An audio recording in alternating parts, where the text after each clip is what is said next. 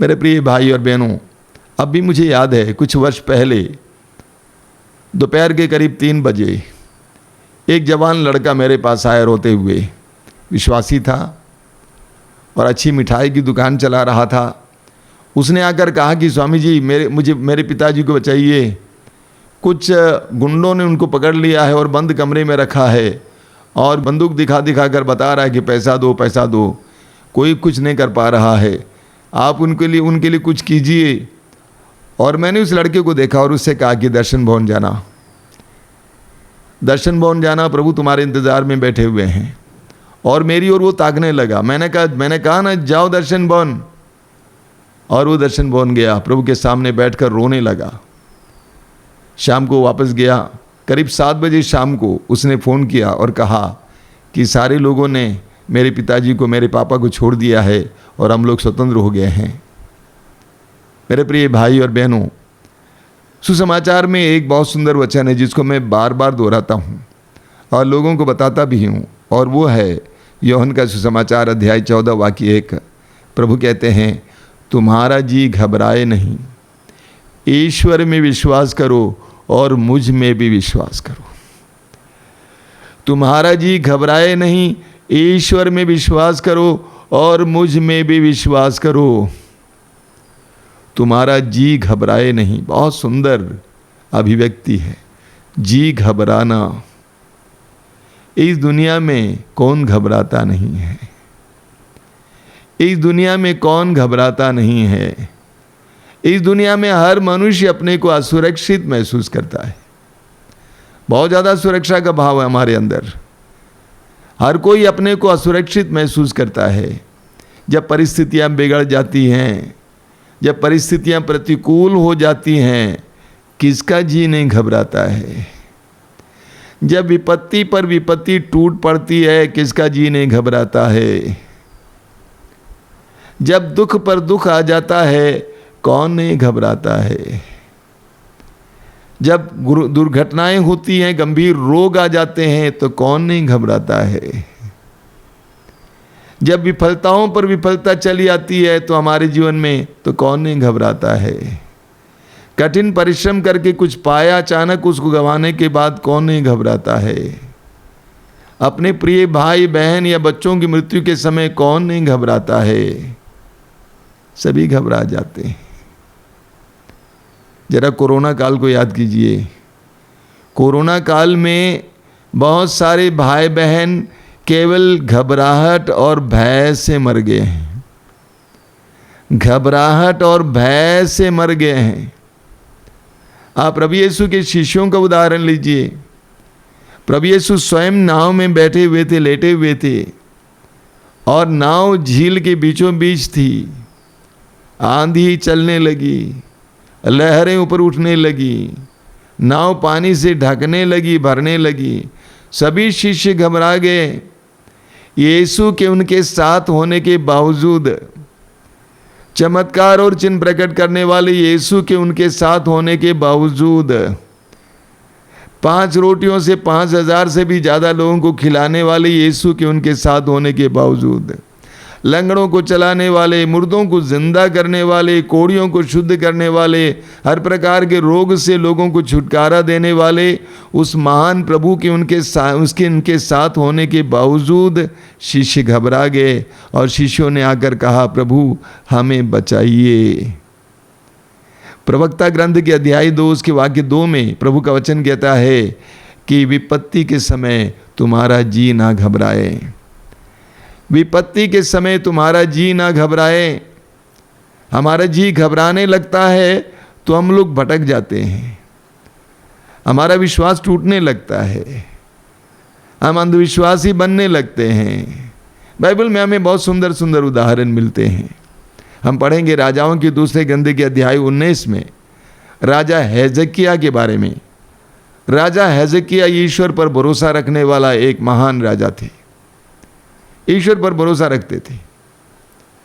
असूर के राजा ने इस्राएल पर आक्रमण करने को सोचा, यहूदा पर आक्रमण करने को सोचा, और असूर के राजा ने धमकी भरा पत्र भेजा ये कहकर कि मुझसे संधि कर लो, वरना मैं तुम्हारे शहर पर आक्रमण करूंगा, तहस नहस कर दूंगा। आप पढ़ेंगे वाक्य 14 में, राजाओं की दूसरे ग्रंथ के अध्याय 19 वाक्य 14 में राजा हिजकिय्याह ने क्या किया, उस पत्र को पढ़ा। पढ़ने के बाद उस पत्र को ले जाकर खोल कर प्रभु की वेदी के सामने रखा और वो प्रार्थना करने लगा। घबराया नहीं, घबराया नहीं। असूर के राजा के धमकी भरे पत्र को पढ़ने के बाद राजा हिजकिय्याह घबराया नहीं, बल्कि उस पत्र को ले जाकर प्रभु के मंदिर के वेदी के सामने खोल कर रख दिया। दानियल के मित्रों का उदाहरण लीजिए।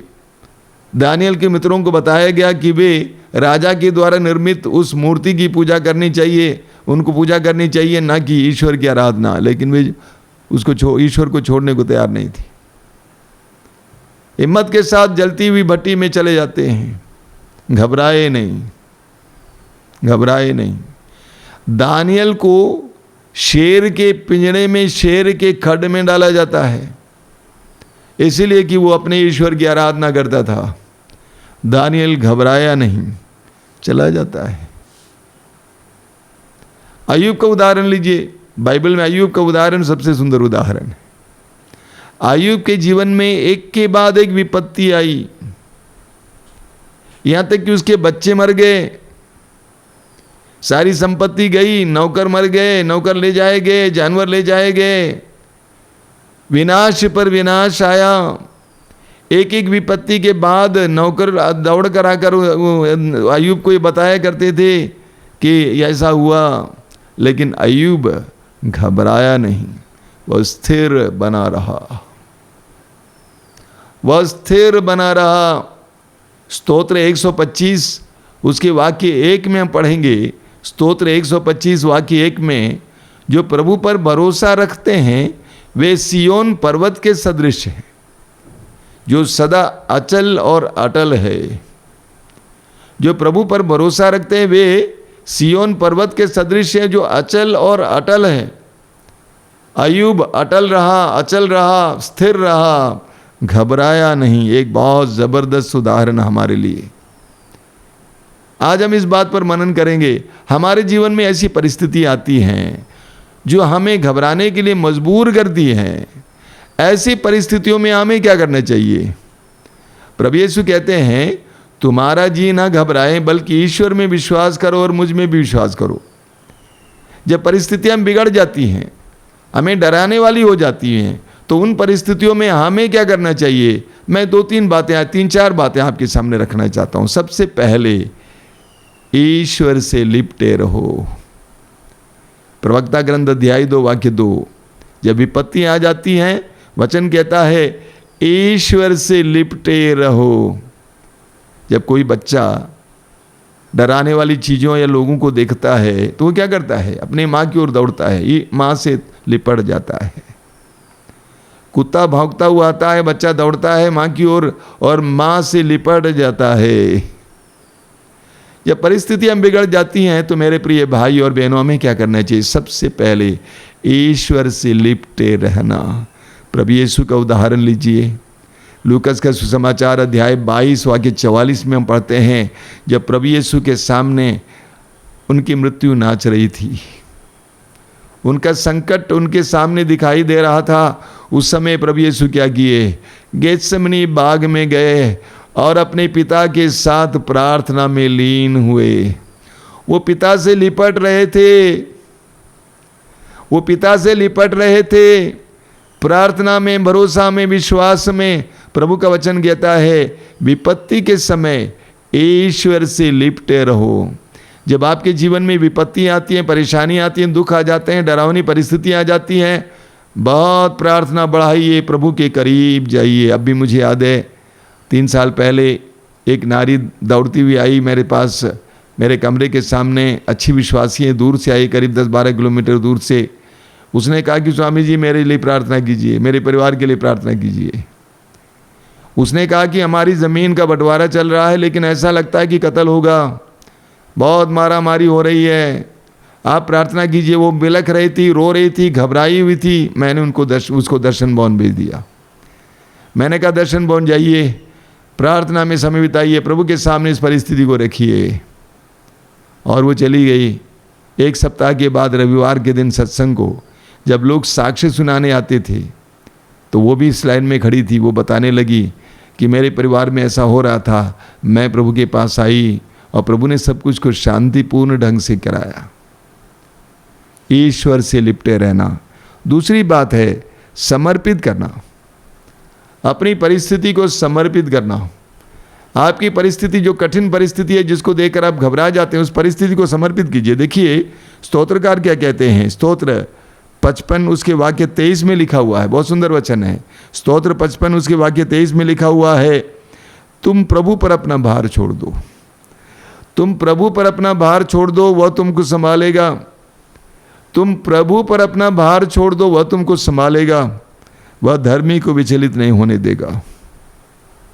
मेरे प्रिय भाई और बहनों, जब परिस्थितियां बिगड़ जाती हैं और आप आक्रांत होने लगते हैं, डरने लगते हैं, विह्वल हो जाते हैं, वचन कहता है तुम प्रभु पर अपना भार छोड़ दो, प्रभु के हाथ में समर्पित कर दो। प्रभु से कहो कि प्रभु मैं संभाल नहीं सकता, मैं इस परिस्थिति को तेरे हाथ में समर्पित करता हूं। प्रभु के हाथ में समर्पित कर दीजिए, वह तुमको संभालेगा, वह धर्मी को कभी विचलित होने नहीं देगा। स्तोत्रकार स्तोत्र 3 उसके वाक्य 6 में क्या लिखते हैं, बहुत सुंदर वचन है। वहाँ पे लिखते हैं, मैं लेट कर निश्चिंत सो जाता और सकुशल जागता हूँ, क्योंकि प्रभु मुझे संभालता है। मैं लेट कर निश्चिंत सो जाता और सकुशल जागता हूँ, क्योंकि प्रभु मुझे संभालता है। तो दूसरा कार्य जो आपको करना है वो यह है, प्रभु के हाथ में इस परिस्थिति को समर्पित करना। वह कौन सी परिस्थिति है जिसके कारण आप घबराए हुए हैं, उस परिस्थिति को प्रभु के हाथ में समर्पित करना, पूरी तरह से समर्पित करना, पूरे मन से समर्पित करना। और तीसरी बात है प्रभु पर भरोसा रखना, प्रभु पर भरोसा रखना। स्तोत्र 25 उसके वाक्य 3 में लिखा हुआ है, जो तुझ पर भरोसा रखते हैं वे कभी निराश नहीं होते, जो तुझ पर भरोसा रखते हैं वे कभी निराश नहीं होते। निराश वे होते हैं जो अकारण तुझे त्यागते हैं। स्तोत्रकार क्या कहता है, स्तोत्रकार कहता है जो तुझ पर भरोसा रखते हैं वे कभी निराश नहीं होते। And I want to tell you the same today. मैं वही बात आपको बताना चाहता हूं, जो प्रभु पर भरोसा रखता है वह कभी निराश नहीं होता है। तो जो तीसरा कार्य आपको करना है वो ईश्वर पर भरोसा रखना, प्रभु पर भरोसा रखना। वचन में लिखा हुआ है स्तोत्र 37 उसके वाक्य 5 में, बहुत सुंदर वचन है, बार बार आपको सुनाया हूं। उस वचन में क्या लिखा हुआ है, अपना जीवन प्रभु को अर्पित करो, अपना जीवन प्रभु को अर्पित करो, उस पर भरोसा रखो, वह तुम्हारी रक्षा करेगा। अपना जीवन प्रभु को अर्पित करो और उस पर भरोसा रखो, वह तुम्हारी रक्षा करेगा। अपने जीवन को समर्पित कीजिए प्रभु के हाथ में और उस पर भरोसा रखिए और वह तुम्हारी रक्षा करेगा।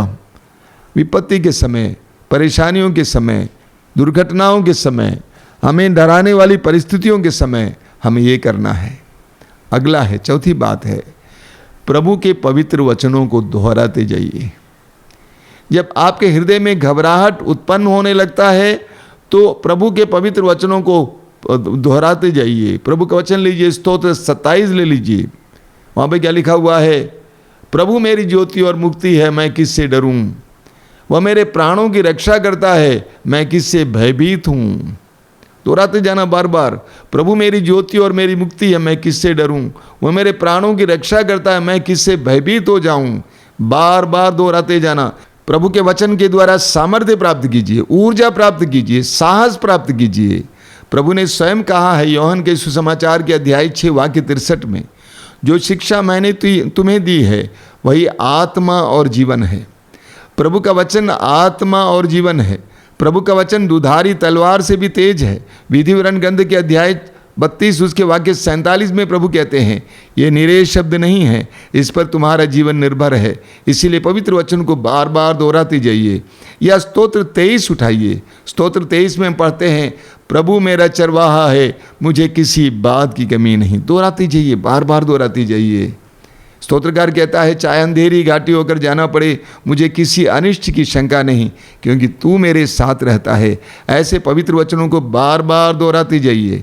यह स्तोत्र 91 लीजिए, उसको पढ़िए और एक पद जो आपको स्पर्श करता है उसको बार बार दोहराते जाइए। यह स्तोत्र 121 उठाइए, उसको पढ़िए, उसमें का एक पद जो आपको साहस देता है उसको बार बार दोहराते जाइए। पवित्र वचनों को बार बार दोहराने से हमारे अंदर जिस तरह जनरेटर बिजली उत्पन्न करता है, उसी तरह हमारे अंदर ऊर्जा उत्पन्न हो जाती है, हमारे अंदर साहस उत्पन्न हो जाता है। मेरे प्रिय भाई और बहनों, हम विश्वासियों को कभी भी घबराना नहीं चाहिए। हमारे जी को कभी भी घबराना नहीं चाहिए।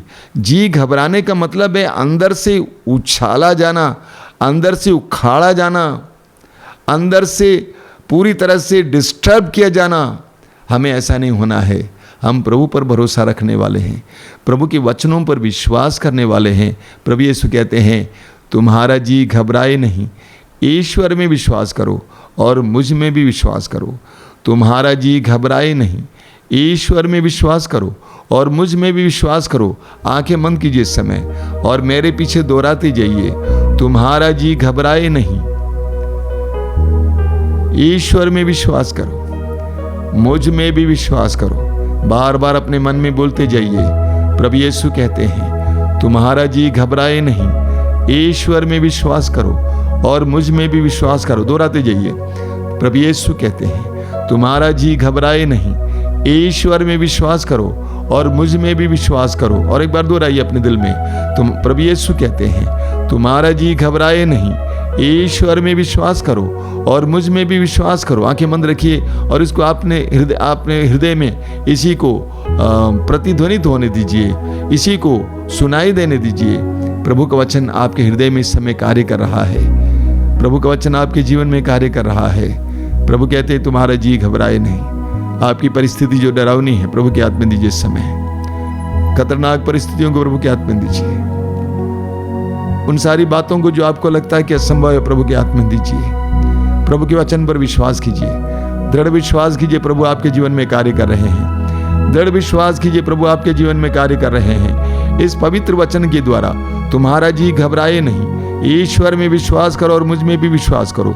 इस पवित्र वचन के द्वारा प्रभु आपके जीवन में कार्य कर रहे हैं। असंभव सी बातों को संभव कर रहे हैं। आपके जीवन की बाधाओं को जिसे देखकर आप घबरा रहे हैं, इस समय प्रभु हटा रहे हैं। आपको स्वतंत्र कर रहे हैं, आपको चंगा कर रहे हैं, आपके बंधनों को खोल रहे हैं। विश्वास कीजिए, विश्वास कीजिए, विश्वास कीजिए।